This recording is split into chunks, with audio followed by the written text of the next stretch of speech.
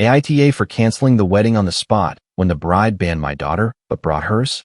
I, a 38-year-old man, was supposed to marry Sarah, a 40-year-old woman, earlier this week, but I called off the wedding at the last minute. We had been together for 3 years and engaged for 6 months. Everything was going well until the engagement. Things started to go downhill when we discussed the guest list for the wedding. Since I have a daughter, I wanted her to be present, but Sarah made it clear that she didn't want children at the wedding. It was a strange stance, especially since she has 2 kids from a previous marriage and 6 nephews she is very close to. I couldn't understand why she didn't want children at our wedding, especially since most of the guests were relatives. We argued several times about this, but eventually, I gave in and told her I agreed to leave my daughter out, on the condition that her kids and nephews wouldn't be invited either. To clarify, my daughter isn't even a young child, she is 14, but that didn't matter to Sarah. She insisted that she didn't want to make any exceptions, claiming that although she loved my daughter, her kids, and her nephews, she wanted a stress-free wedding and didn't want to offend anyone with kids. So she decided there would be no children at the wedding. I was pretty upset, but since she cared so much about a child-free wedding, I figured there was nothing I could do since she had already made up her mind. Furthermore, the wedding was going to be very small, literally in my parents' backyard with just a few friends and family members, so I thought the kids wouldn't miss much. I accepted her decision until, a few days before the wedding, I found out something. That is when I discovered that although she told everyone the wedding was child-free, she was planning to bring her own kids and nephews. I was at work when I received an email from her younger sister, Emily. It included several photos of her 2 girls in wedding attire, essentially asking for approval. I was confused for a moment until I realized that Emily had accidentally sent the email to our shared wedding email account, created specifically for RSVP confirmations and communication with vendors. I knew it had to be a mistake, but it was too late. I had already taken a screenshot. Since I was on my lunch break, I had already read the email before it was recalled a few minutes later. When I tried to find it again, Sarah had already erased it. I was furious about what she was trying to do, but when I got home that day, I didn't say anything. I pretended everything was fine. At first, Sarah acted a bit weirdly, probably afraid I had read the email and discovered her plan, but since I showed no signs, she started acting normally again. It was 2 days before the wedding, and I already knew she was plotting something behind my back. I decided to talk to my daughter about what she thought of Sarah. We had talked about it before, even prior to my engagement, but I thought it would be best to revisit the conversation because I was having serious doubts about the wedding. Fortunately, I made that decision because when I spoke to my daughter, she told me that Sarah had always been nice to her before the engagement, but after the engagement, things changed. My daughter explained that she hadn't said anything because she saw how happy I was with Sarah and didn't want to ruin that. But after the engagement, Sarah started acting weirdly around her. Every time my daughter came to the house, Sarah behaved very differently when I wasn't home. According to our 50-50 custody arrangement, I have my daughter for 2 weeks out of every month, which is a significant amount of time. Sarah was all charming when I came home from work, but the rest of the time, she completely ignored my daughter, something that had never happened before the engagement. I was completely unaware of everything until my daughter told me. When she said that learning Sarah wanted a child-free wedding made her think Sarah no longer wanted her in her life, it broke my heart. That is why she hadn't even tried to fight to attend. I felt incredibly disappointed in myself for letting Sarah manipulate me into excluding my own daughter from my wedding. That was the moment I decided to cancel the wedding. I spoke to Sarah the day before the wedding, but I decided not to go home that night. Sarah tried to contact me multiple times, but I didn't answer. I knew she would eventually contact my parents, so I asked them to tell her I would see her on the wedding day. Instead of going home, I spent the entire day with my daughter because I felt I had a lot of making up to do. By the end of the day, we both felt much better. After dropping her off at her mom's, I spent the night in a hotel and went straight to my parents' house the next morning, an hour before the ceremony. When I arrived, some guests were already there, including my future in-laws and Sarah's 2 sisters, Emily and Ashley. As expected, both sisters' kids were there, Sarah's 6 nephews, as well as her 2 kids, all under 12 years old, running everywhere. When Sarah saw me, she rushed to greet me at the door and started explaining that although she had told Ashley and Emily the wedding would be child-free. She couldn't leave the kids at home. Plus, her parents found it strange for her to get married without her own kids present. She gave a bunch of ridiculous excuses, and I could tell she thought I was mad. I didn't say anything until she finished speaking. Then, she started asking why I was dressed the way I was, where I had spent the previous night, and other questions. I just laughed in her face, took out my phone, and showed her the screenshot of Emily's email, the one she had accidentally sent to the shared account. That was enough to leave her speechless. She immediately knew she was caught. There was no way to fix it, so she just started apologizing, but it was too late. That was when I thought it would be a good idea to tell her what I had done the day before. I told her I had spent the day with my daughter and found out how she had been treating her since our engagement. It was clear I didn't want an explanation. I just told her it was over. I explained that I wasn't going to marry someone who clearly didn't value my daughter. It was sad because I had never treated her kids any differently than I did my own daughter, but it was obvious that neither I nor my family had any value in her eyes. I didn't think marrying her was a good idea after that. I didn't even wait for her response. I just left. She called for me to come back several times, but I didn't. I got in my car, drove back to the hotel, and having nothing else to do, I took a very long nap. I woke up at noon to a flood of messages from the wedding guests. My friends and family were very confused, and my former in-laws were angry, but I didn't care. I briefly explained the situation to my friends and family and left it at that. Then, I went to see my daughter and told her I had canceled the wedding. I also promised to spend more time with her, as I realized we had unintentionally drifted apart over the last few months. I noticed that in the past, whenever she had a problem with someone, she would come straight to me. The fact that she didn't do that with Sarah showed me there was a problem. We both got a bit emotional, but at least we were able to work things out. As for Sarah, processing all this has been a challenge. 5 days have passed since the day we were supposed to get married, and now almost everyone knows why I called off the wedding. It is not just about her behavior toward my daughter. It is also the lack of honesty. I think that is a critical factor for a relationship to work. I have had my trust broken twice before, and I know from experience that it always starts with small lies. To me, any form of dishonesty is intolerable. This was a pretty big lie, and she expected to get away with it.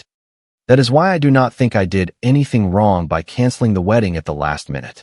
Honestly, I cannot pretend to regret doing it so abruptly. It could have been handled with more ceremony, but I think it was fair, given that she planned to surprise me with this kid's issue at the last minute. However, her family is very upset. They think I am being unfair because I did not even give her a chance to explain herself. Sarah, along with the rest of her family, has not stopped messaging me. All she says to defend herself is that she could not directly ask me not to invite my daughter, but that she had her reasons. She also stated that it was insulting that after so many years together, I didn't think our relationship deserved at least a conversation before ending it this way. She didn't mention her reasons. She told me she would only discuss them in person. I cannot imagine an explanation that could justify not wanting my daughter at our wedding. As far as I know, she never had any problems with my daughter, and vice versa. I could have confronted her the day I found out, but I do not think it would have changed much. I still would have had to talk to my daughter, and I probably would have canceled the wedding anyway. And since it was so close to the wedding date, I don't think it would have changed how brutal the cancellation was perceived to be. Update 1. It has been 3 days since my post, and I am still staying at the hotel.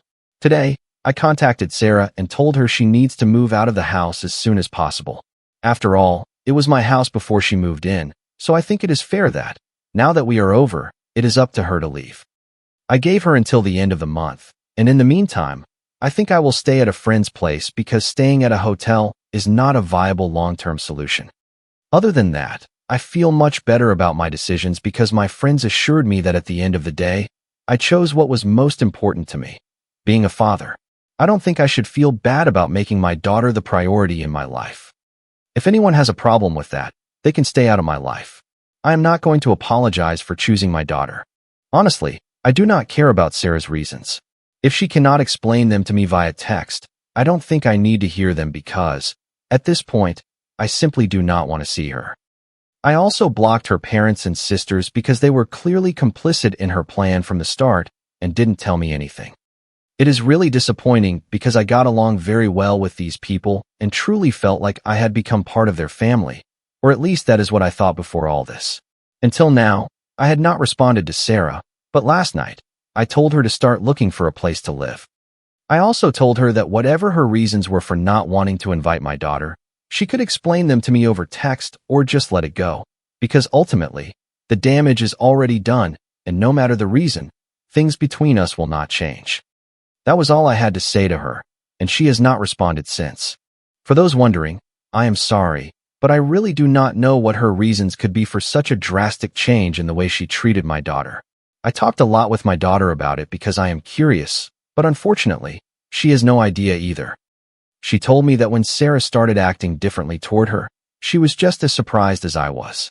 She even tried to mend the relationship in the early stages after the engagement, but Sarah continued to act coldly and indifferently to all my daughter's efforts. If there is something wrong, it is with Sarah.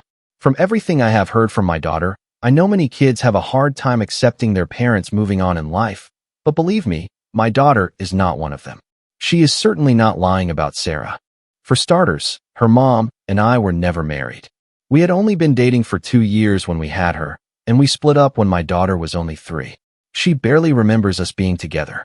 Furthermore, my ex has been married for 5 years. I know for a fact that my decision to move on and marry Sarah did not bother my daughter at all. As I said, they had a good relationship until recently. I am not saying my daughter is a perfect angel, even though she might be to me, but I know she isn't lying, especially not about things like this. She knows how much I value honesty and transparency above all else in my loved ones, so I truly don't think my daughter is lying to me about Sarah. Anyway, it does not matter because I do not think she will open up to me about her reasons. It has been several hours since I sent the message, and she still hasn't replied. Usually, she is always on her phone, and since she works from home and her job requires her to be constantly active on her phone, it is highly unlikely she hasn't seen my message. She always replies as quickly as possible, so I am pretty sure she is just choosing to ignore me now. However, that does not matter to me at all. I just want her to move out of my house so I can go back to living comfortably there, because this hotel arrangement is getting a bit annoying. Plus, I have to go back to work in a few days. Update 2. It has been 3 days since I texted Sarah, and today, she finally replied. She told me she could understand why I didn't want to see her in person, but that it was extremely important we meet so she could explain her reasons for not wanting my daughter at the wedding. She claimed it was to ensure I wouldn't end up misinterpreting her intentions. Even though we were already separated, she claimed she didn't want me to see her as the villain of the story because, according to her, her reasons were entirely valid and she didn't want to hurt me.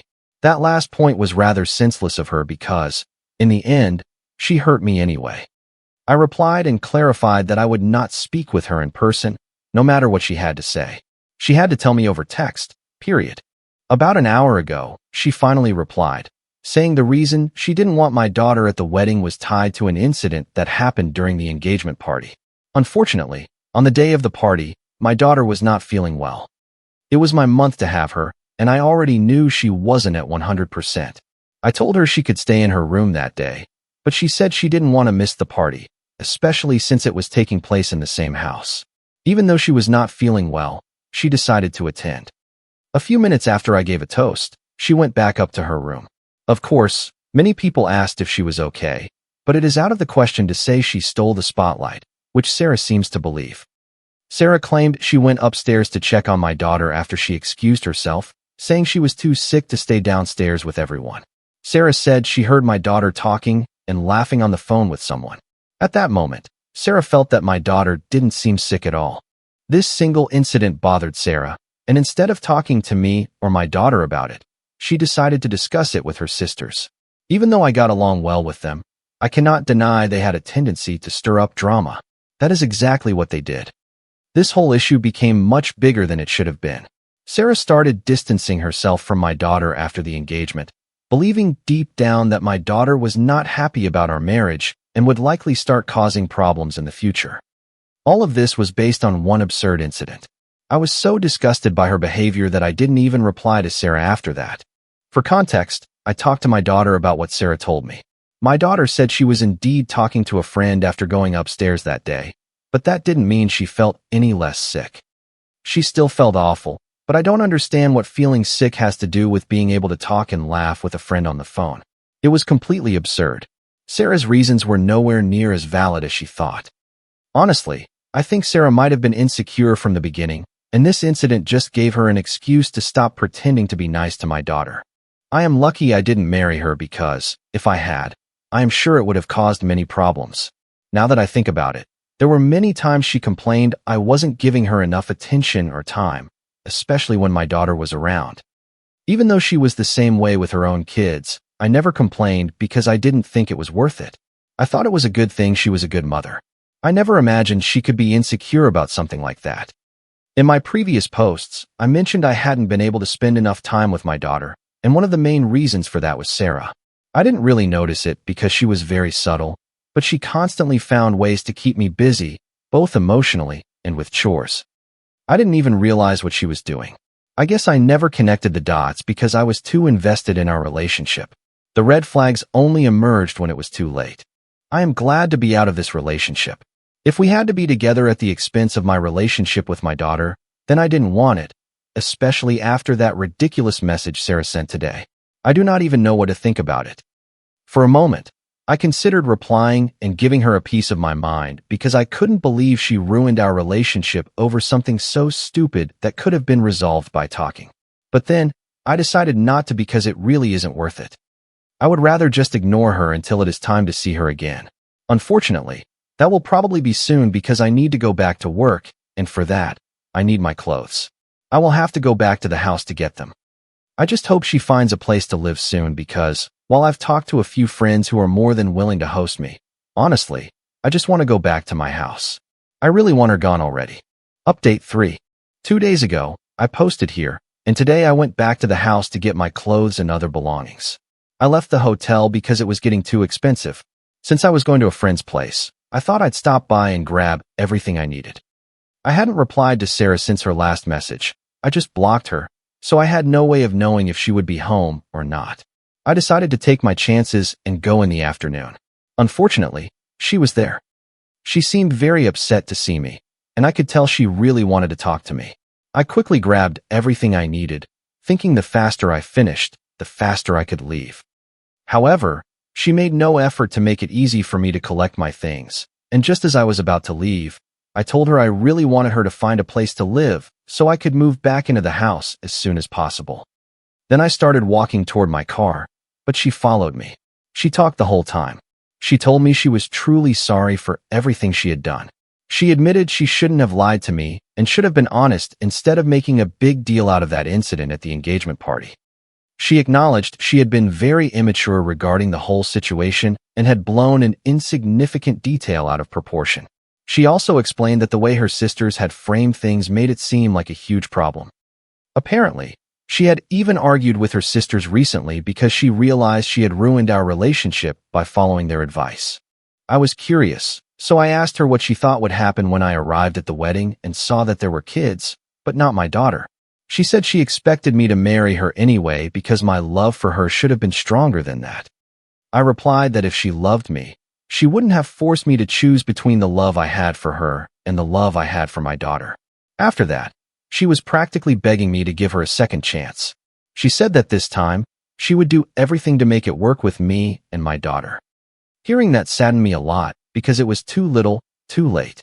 As soon as I reached my car, I told her I understood how she felt. I explained that it hadn't been easy for me to give up on our relationship either, but that I had to do it because to me, nothing was more important than my daughter. I told her I owed it to my daughter to do what was right. I could see Sarah was on the verge of crying, and I really didn't want to deal with that. I quickly said goodbye, reminded her to look for a new place to live, and drove off. I felt a bit like a jerk for acting that way, because seeing her in person was much harder than talking to her over text, but it was necessary, and I have no regrets. Anyway, I am now staying at a friend's house, and I hope that within a few weeks, Sarah will have found another place to live so I can get back to a normal life, or whatever normal means now. I am pretty sure it will take me a long time to get over all this. The only good thing that came out of this situation is that my relationship with my daughter is stronger than ever. We are back to the way we were before the engagement. She tells me everything about her life again, and there are no more secrets between us. It feels good. Today, when I spoke to her on FaceTime, she was enthusiastically telling me about her day at school, and I felt it was all worth it. We are even planning a trip to the beach in a few weeks.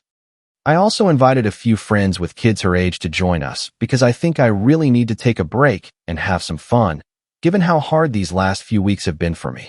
Update 4. Sometimes, you don't realize how much you dodged a bullet until some time has passed, but let me explain what I mean. A lawyer friend advised me to serve Sarah with an eviction notice, partly to ensure everything was done legally, but also because it had been almost 2 weeks and she still hadn't found a place to move to. So my friend helped me file one, and since my jurisdiction requires a 60-day notice for someone to vacate the house, there was little else to do but wait.